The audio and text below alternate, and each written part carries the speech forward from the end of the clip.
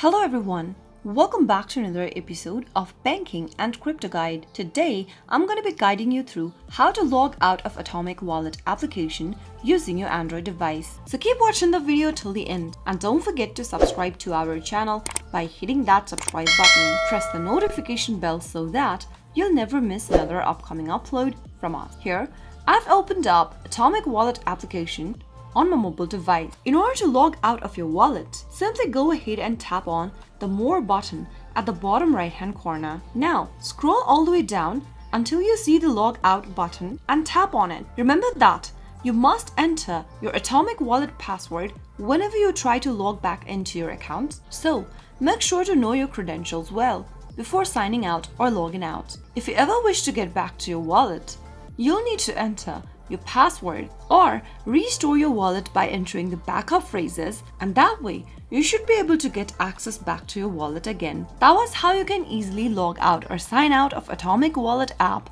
using your Android phone. If the video was helpful to you, go ahead and give us a thumbs up. I'll soon be back with more videos like this. Thanks for watching.